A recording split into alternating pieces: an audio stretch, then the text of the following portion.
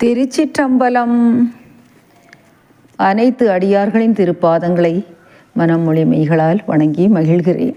இன்று அபிராமி அந்தாதி தொடர்ச்சி 12ஆம் பாடல் நாம் சிந்திக்க இருக்கிறோம். கண்ணியது உன் புகழ், கற்பது உன் நாமம், கசிந்து பத்தி பண்ணியது உன் இருபாதாம் புயத்தில், பகல் இரவா நண்ணியது உன்னை நயந்தோர் அவையத்து, நான் முன் செய்த புண்ணியம் ஏது என் அம்மே புவியேழையும் பூத்தவளே என்கிறார். இந்த பாடலில் அம்பிகையை நாம் எந்த அளவிற்கு மனதில் நிலை நிறுத்த வேண்டும் என்பதை மிகவும் அழகாக, அருமையாக, விளக்கமாக எடுத்துரைக்கிறார் அபிராமி பட்டர். எடுத்த உடனேயே கண்ணியது உன் புகழ் என்கிறார். உலகம் முழுவதும் பரவி இருக்கக்கூடியது உன் புகழ். அவளுடைய புகழை இவ்வளவுதான் என்று அளவிட்டு கூற முடியாது. அந்த புகழைத்தான் கண்ணியது என்கிறார். கண்ணியது என்றால் என்ன? இவ்வுலகம் உள்ளளவும் வாழக்கூடிய உயிரினங்கள் அப்படின்னு எதுவுமே கிடையாது. அம்பிகையின் புகழை நாம் எப்படி சொல்லணும் அப்படிங்கிறத அவர் இங்கு சொல்கிறார்.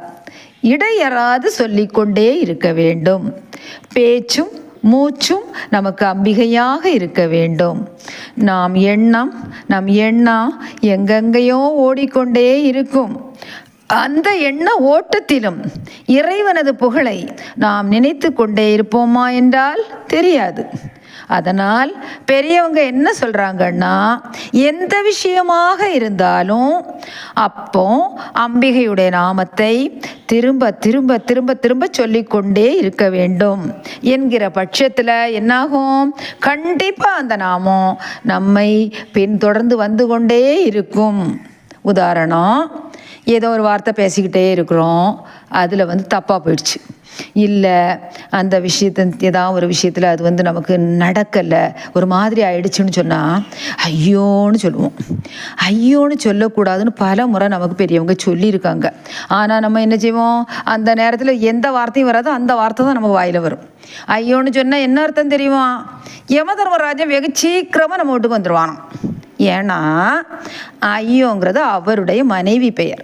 அதனால தான் சொல்கிறதுக்கு நாமாக்களா இல்லை, 1000 நாமம் உடையவள் அந்த அம்பிகை.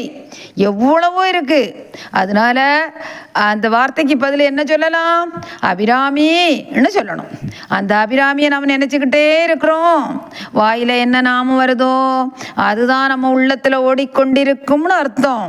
அப்போ நாம் என்ன பண்ணணும்? கஷ்டப்பட்டாவது கொஞ்ச நாளைக்கு இந்த நாமத்தை பழகிக்கிட்டோன்னு சொன்னால் அந்த அற்புதமான புகழை எப்போதும் நாம் சிந்தித்து கொண்டிருக்கிற மனிதர்களாக வாழ முடியும். அதனால தான் அவர் சொல்கிறாரு, கண்ணியது உன் புகழ். அதுக்கு நம்ம என்ன செய்யணும்? கற்பது உன் நாமம் அப்படிங்கிறாரு. இறைவனுக்கு ஒரு நாமம் கிடையாது.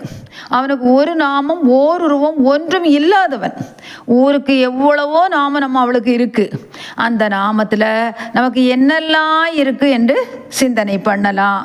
கற்பது உன் நாமம் என்கிறார். கற்பதுன்னு சொல்றார். கற்று முடித்த நாமம்னு அவர் சொல்லலை. அதனால கற்றுக்கொண்டே இருக்கலாம். ஒரே ஒரு நாமம், அந்த ஒரு நாமத்தை அழைத்தாலே அவள் வருவாள். அப்போ ஏன் இந்த 1000 நாமம் அவளுக்கு சொல்லப்பட்டிருக்கு அப்படின்னா, அந்த ஒரு நாமத்துக்குள்ளே இருக்கிற 1000 நாமங்களும் நமது துன்ப நேரத்தில் வந்து உதவி செய்கிறது இல்லையா? அதனால நமக்கு எந்த நாமா தெரிகிறதோ அந்த நாமத்தை நாம் கற்றுக்கொண்டே இருக்க வேண்டும். அதுதான் கற்பது உன் நாமம். சரி, நாமத்தை கற்றுக்கிட்டோம், அதோட விட்டுடலாமான்னா வள்ளுவர் என்ன சொல்லியிருக்காரு? கற்றதனாலாய பயன் என் கொல் வாலறிவன் நற்றாள் தொழார் எனின். அப்போ என்ன பண்ணணுமா? அடுத்த வரியில் சொல்கிறாரு பாருங்க, கசிந்து பக்தி பண்ணியது உன் இரு பாதாம்புயத்தில். இந்த நாமத்தை நாம் தெரிஞ்சுக்கிட்டா மட்டும் பத்தாது, கசிந்து பக்தி பண்ணணும். சும்மா சொன்னோம், அவங்க மெய்க்கிறதுக்கு சொன்னோம், இவங்க பாராட்டுறதுக்கு சொன்னோம், படிக்கணுமேனு படித்தோம், பேசணும்னு இருக்கக்கூடாதுமா. உள்ளம் முருகி கண்ணீர் பெருகி வழியும்படி அம்பாளை நோக்கி வழிபடும் போதுதான் அந்த பக்தி உண்மையான பக்தி, நமது ஆழ் மனதிலிருந்து எழுகின்ற பக்தி. அதான் நெக்கு நெக்கு உள் உருகி நின்றும் இருந்தும் கிடந்தும் எழுந்தும் அப்படின்னு திருவாசகத்தில் ஒரு வாசகம் வருது இல்லாமா. அப்ப இறைவனை உள்ளம் உருகி இருந்தாலும் சொல்லலாம், நின்றாலும் சொல்லலாம், கிடந்தாலும் சொல்லலாம், எழுந்தாலும் சொல்லலாம், எல்லா நிலைகளிலேயும் சொல்லிக்கொண்டே இருக்கலாம். அதைத்தான் அவர் சொல்ல வர்றாரு. என்னைக்குமே மறக்காத, கண்டிப்பா அந்த நாமத்தை திரும்ப திரும்ப சொல்லு. எப்ப சொல்லணுமா? அடுத்த லைன், பகல் இரவா நண்ணியது உன்னை நயந்தோர் அவையத்து அப்படிங்கிறார். ஞானமே வடிவாகிய அந்த அம்பிகையை அடைவதற்கு இதுதான் காலம், இதுதான் நேரம் அப்படின்னு நமக்கு சொல்லவே இல்லையே. அப்படி அடைந்த அந்த அடியார்களுடைய நயந்தோர்களுடைய பெருமையையும் நாம் நினைச்சு பார்க்கணும் அப்படிங்கிறத இங்கு சுட்டி காட்டுகிறார். அப்படி சொல்லி கொண்டிருக்கக்கூடிய அந்த அம்பிகையின் பெருமையை உணர்ந்து அந்த அம்பிகைக்கு அடியார்கள் என்று சொல்லி கொண்டு இருப்பவர்கள் இருக்கிறாங்கள்ல, அந்த மாதிரிப்பட்ட அடியார்களை நமக்கு துணையாக பற்றி கொள்ள வேண்டும் என்று இங்கே சொல்கிறார். நயந்தோர், இறைவனது பெருமையை உணர்ந்து அறிந்து நயந்த அந்த பெரியோர்கள் சொல்வதை கேட்டு நாம் நடந்து கொள்ள வேண்டும். அப்படி ஏன்னா நம்ம மனசில் உள்ள தீய எண்ணங்கள், இந்த நல்ல வார்த்தைகள் உள்ளே புக புக அந்த தீய எண்ணங்கள் வெளியேறிவிடும். அப்படிப்பட்ட அடியார்களின் தொடர்பையும் ஏற்படுத்தி கொண்டு இரவு பகல் என் நேரமும் பாராது தொடர்ந்து நாம் முயற்சி செய்தால் அந்த அம்பிகையை நம்மால் அடைய முடியும். அடுத்த வரியில் என்ன சொல்கிறார்? நான் முன் செய்த புண்ணியம் ஏது என் அம்மே என்று கேட்கிறார். இந்த பிறவியில் நாம் படக்கூடிய கஷ்டம் அனைத்திற்கும் என்ன காரணம்? நம்முடைய ஜென்மாந்திர வினைன்னு சொல்கிறாங்க. ஜென்மாந்திரத்தில் நம்ம வினை மாத்திரமாக செஞ்சுருப்போம், நல்வினை செஞ்சுருப்போம்ல, எவ்வளவு நல்ல வினைகளும் நம்ம செஞ்சுருப்போம்ல. ஆனால் அது நமக்கு தெரியுமா? நாம் நன்மை செய்தோம், நம்ம நன்மை செஞ்சோமா செய்யலையான்னு யாருக்கு தெரியும்? இவரே என்ன பண்ணுறாரு, அதை ஒரு முடிவு பண்ணி சொல்லிட்டார். நான் போன ஜென்மத்தில் நன்மை செஞ்சனா எனக்கு தெரியாதுமா, நான் முன் செய்த புண்ணியம் ஏது என் அம்மே என்ன இருக்கு அப்படின்னு இருந்திருந்தா இந்த ஜென்மத்தில் நான் உன்னை உணர்ந்திருப்பேனே. உன்னை உணர முயற்சி செய்து கொண்டிருக்கிறேனே தவிர உன்னை இன்னும் என்னால் உணர முடியவில்லை. நான் புண்ணியத்தை சேர்த்து வச்சிருக்கேன்னு சொல்லணுமா? ஆனால் என் அம்மாவாகிய நீ என்ன பண்ணலாம்? எனக்காக இந்த பிறவியில் எல்லா நலன்களையும் தரலாம்ல.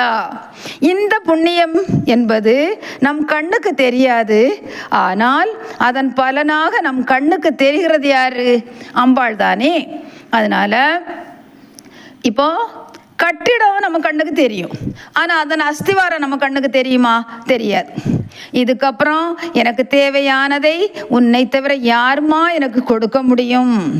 நான் முன் செய்த புண்ணியம் ஏது என் அம்மே என்று அதைத்தான் இங்கு உணர்த்துகிறார். நீ யாரு? சாதாரணமானவளா? இல்லையே, புவி ஏழையும் பூத்தவளே என்கிறார்.